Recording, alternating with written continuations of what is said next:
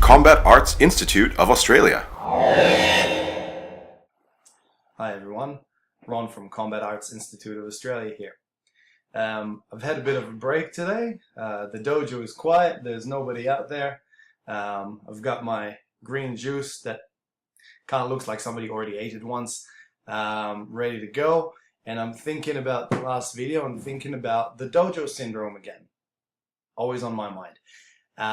So I thought I'd make another quick video and take you through a few more of my favorite, least favorite dojo syndromes, and maybe give you some tips in terms of how to deal with those in your own training if you find that they're relevant. So before we do that, let's quickly recap what the dojo syndrome is.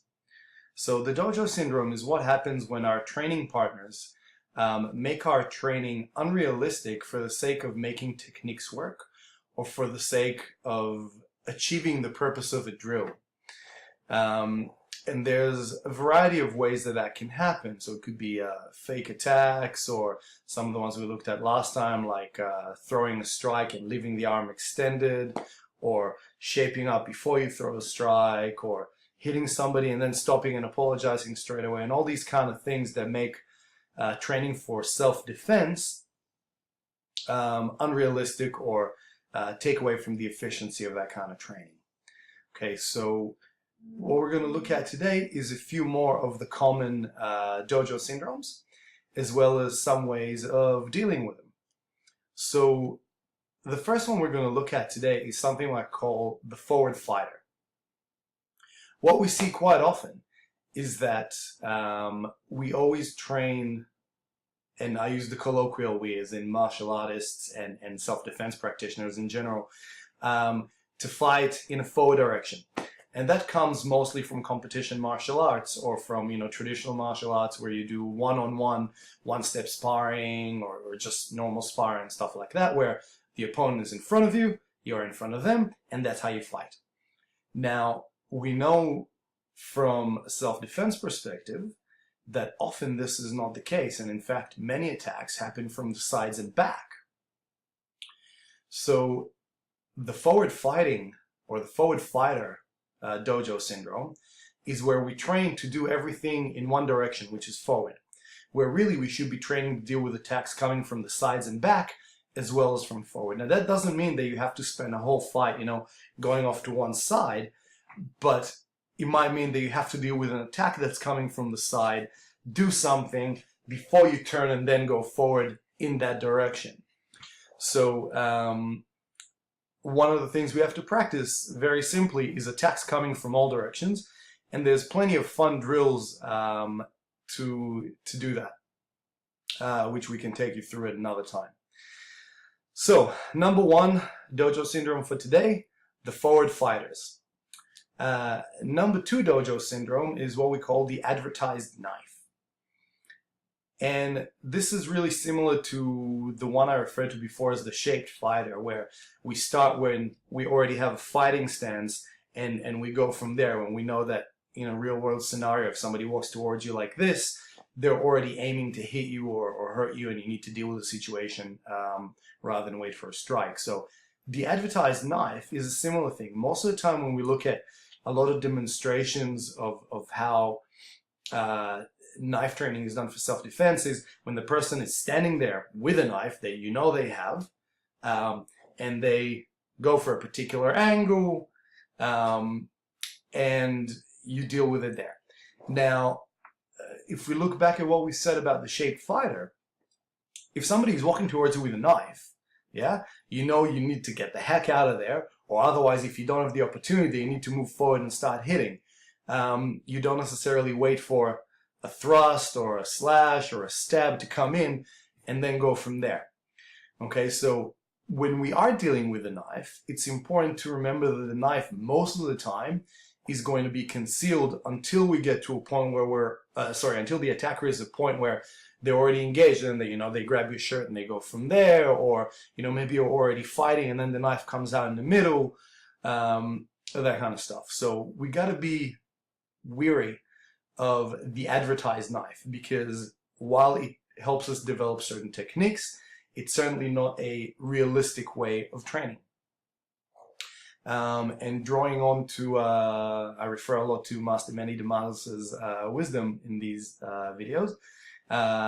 Three types or three modes of knife attack that we generally like to deal with is the advertised knife, which is what we just said, the ambush knife, where we are already in a confrontation and the knife comes out in the middle,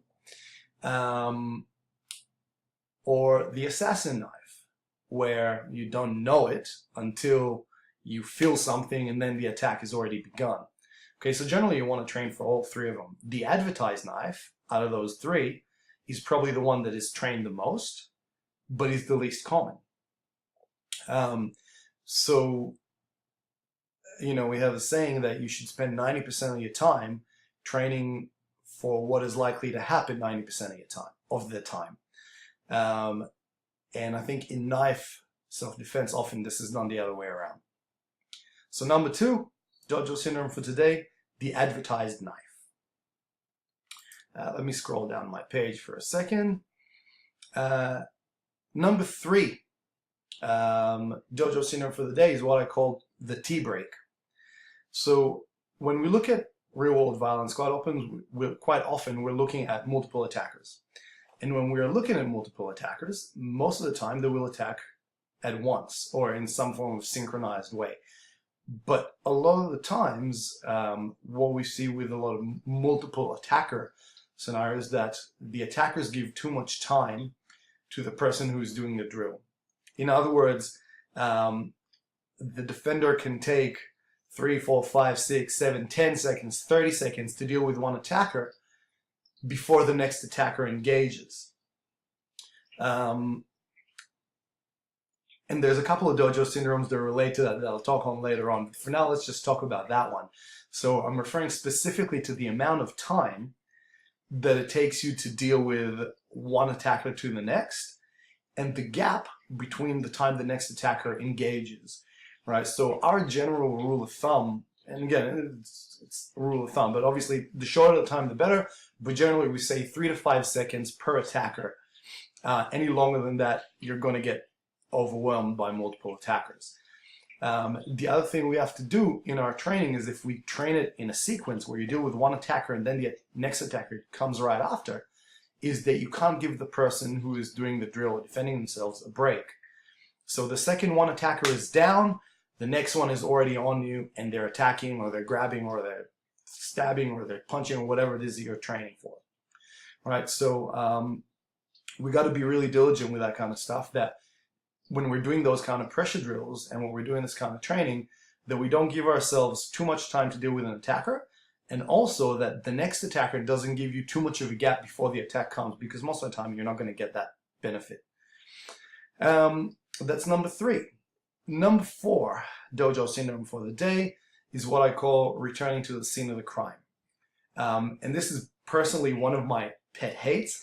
I see it done in sessions all the time, including sometimes classes here when we're not too careful.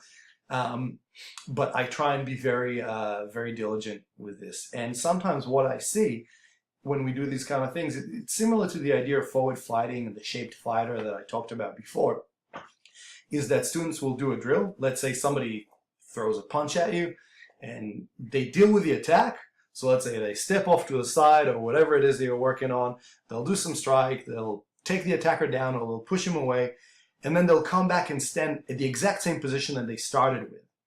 In other words, even though they've moved off to the side to deal with the attacker, once the attack was essentially finished and they did what they had to do for the drill, then they return to the exact same position they started with. And this teaches us some really, really bad habits. It teaches us that it's okay that we get back to the same position, and what that allows us, or what that ignores, is the idea that we then need to scan for other attackers. That maybe if that attacker hasn't been dealt with properly and we come back to the same position we started with, we put ourselves back in the line of fire for other strikes. It ignores the fact that we can't scan for exits and defensive objects or weapons or hazards or places to hide or something like that. So one of the things that we really, really need to be careful of is returning to the scene of the crime.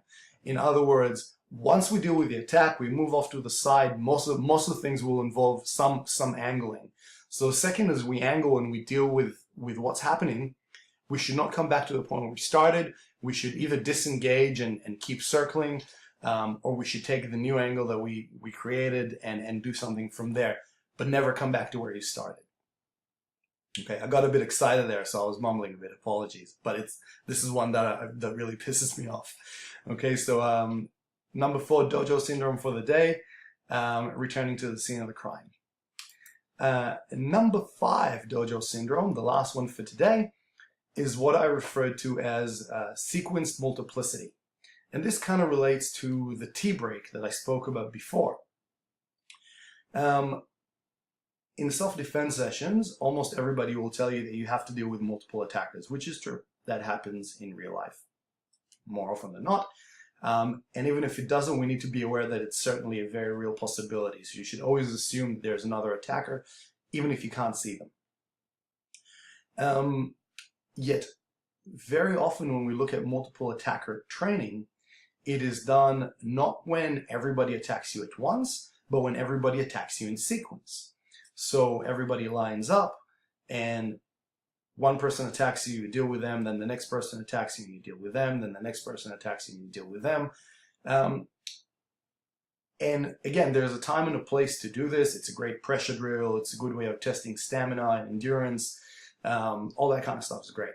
But if you're specifically looking at multiple attackers, then multiple attackers very often will try and engage at the same time. It could be that one might grab you and the other one might strike you. It could be that they will be striking at the same time, whatever it might be.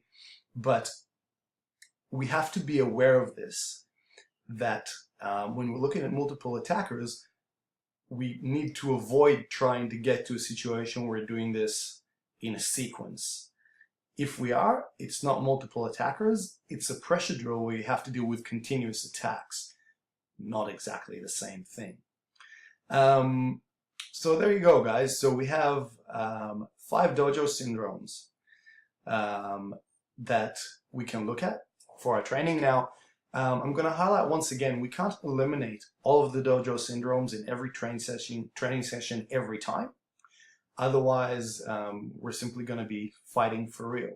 So some of these will always exist, and sometimes they exist to teach us a specific principle or concept or technique, and that's important as well.